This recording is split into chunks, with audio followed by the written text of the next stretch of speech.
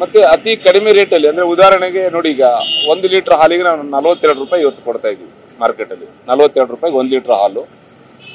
So ಬೇರೆ ರಾಜ್ಯಕ್ಕೆ ಹೋಲಿಸಿದ್ರೆ ಇವತ್ತು ಗುಜರಾತಲ್ಲಿ 56 ರೂಪಾಯಿ ಇದೆ, ಮಹಾರಾಷ್ಟ್ರದಲ್ಲಿ 56 ರೂಪಾಯಿ ಇದೆ, ಆಂಧ್ರದಲ್ಲಿ 54 ರೂಪಾಯಿ ಇದೆ, ತೆಲಂಗಾಣದಲ್ಲಿ 54 ರೂಪಾಯಿ ಇದೆ, ದೆಹಲಿಯಲ್ಲಿ 54 ರೂಪಾಯಿ ಇದೆ, ಕೇರಳನಲ್ಲಿ 54 ರೂಪಾಯಿ ಇದೆ.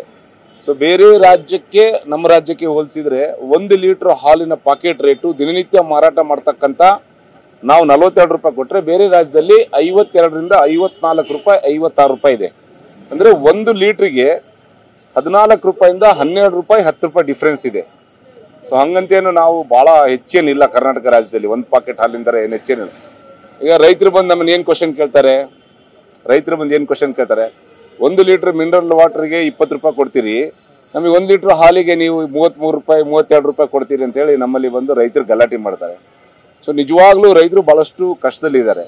ಯಾಕಂದರೆ ದಿನನಿತ್ಯ ಒಬ್ಬ ರೈತ ಏನು 8-10 ಹಸು ಏನು ಸಾಕ್ತಿದ್ದ, ಇವತ್ತು 4 ಹಸುಗೆ ಬಂದಿದ್ದಾನೆ. 4 ಹಸು 5 ಹಸು ಸಾಕ್ತಕ್ಕಂಥ ರೈತ ಇವತ್ತು 2 ಹಸುಗೆ ಬಂದಿದ್ದಾನೆ. 2 ಹಸು 1 ಹಸು ಸಾಕ್ತಕ್ಕಂಥ ರೈತ ಇವತ್ತು ಹಸುಗಳನ್ನು ಮಾರಾಟ ಮಾಡ್ತಕ್ಕಂಥ ಉದಾಹರಣೆ ಇವತ್ತು ನಾವು ನಮ್ಮ ಕಣ್ಣೆದುರಿಗೆ ನಾವು ನೋಡ್ತಾ ಇದ್ದೀವಿ.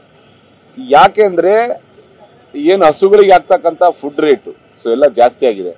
ಇವತ್ತು ಹಸಿ ಮೇವು ಸಿಗ್ತಾ ಇಲ್ಲ, ಒಣ ಮೇವು ರೇಟ್ ಜಾಸ್ತಿ ಆಗಿದೆ, ಪಶು ಆಹಾರದ ರೇಟ್ ಜಾಸ್ತಿ ಆಗಿದೆ, ಮೆಕ್ಕೆಜೋಳ ರೇಟ್ ಜಾಸ್ತಿ ಆಗಿದೆ, ಇವತ್ತು ಹತ್ತಿ ಹಿಂಡಿ ಇರ್ಬೋದು, ಶೇಂಗಾ ಹಿಂಡಿ ಇರ್ಬೋದು, ಏನು ಹಸುಗಳಿಗೆ ನಾವು ಕೊಡ್ತಕ್ಕಂಥ ಮೇವೇನಿದೆ ಎಲ್ಲ ರೇಟ್ಗಳು ಜಾಸ್ತಿ ಆಗಿದೆ. ಹಾಗಾಗಿ ರೈತರು ಭಾಳ ಕಷ್ಟದಲ್ಲಿದ್ದಾರೆ, ಭಾಳ ಸಂಕಷ್ಟದಲ್ಲಿದ್ದಾನೆ ರೈತ. ಸೊ ಹಾಗಾಗಿ ಈ ಒಂದು ತೀರ್ಮಾನ ತಗೋಬೇಕಂತೇಳಿ ಸನ್ಮಾನ್ಯ ಮುಖ್ಯಮಂತ್ರಿಗಳು ಇವತ್ತು ಸಭೆ ಕರೆದಿದ್ರು.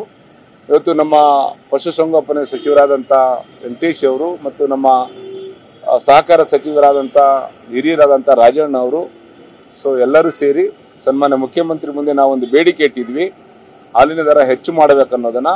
ಅದರ ಸಾಧಕ ಬಾಧಕಗಳ ಬಗ್ಗೆ ಇವತ್ತು ಚರ್ಚೆ ಆಗಿದೆ. ಏನು ಗುರುವಾರ ಕ್ಯಾಬಿನೆಟಲ್ಲಿ ಒಂದು ತೀರ್ಮಾನ ಆಗುತ್ತೆ ಅಂತ ನಾನು